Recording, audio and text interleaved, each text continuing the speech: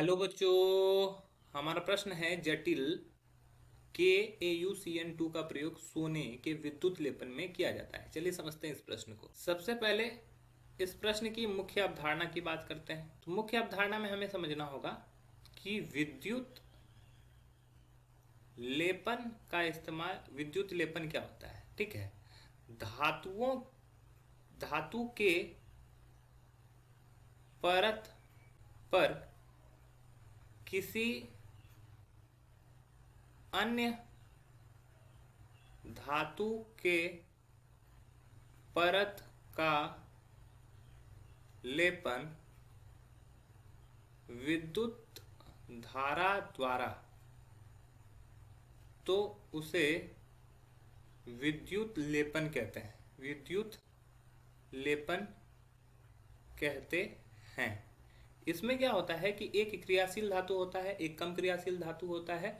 जो कम क्रियाशील धातु होता है उस पर अधिक क्रियाशील वाले धातु का एक परत जमता है। ठीक है, तो इसमें क्यों किया जाता है? क्योंकि ये आसानी से क्या करता है, जब इसका इस्तेमाल इसलिए किया जाता है क्योंकि इसका रिएक्शन जब जिंक से करवाते हैं तो ये क्या करता है, एक घुलनशील संकर बना लेता है। क्या कर लेता है? घुलनशील संकर बना लेता है, घुलनशील जटिल बना लेता है, जटिल बना लेता है।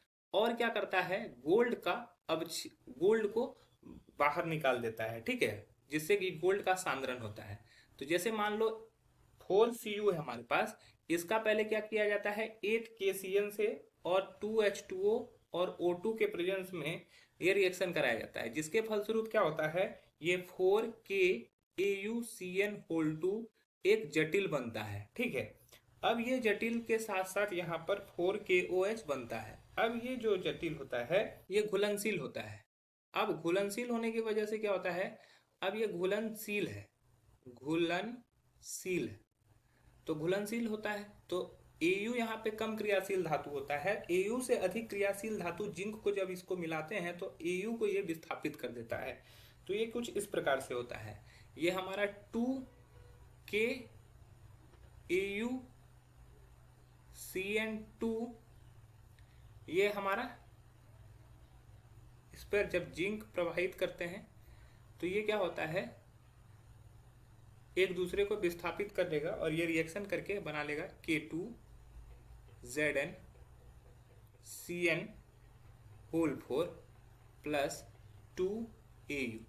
तो यहाँ पर ये Au निकलता है जिसको विद्युत लेपन में इस्तेमाल किया जाता है। तो अतः हम लोग यहाँ पर KaUCN2 का इस्तेमाल करते हैं।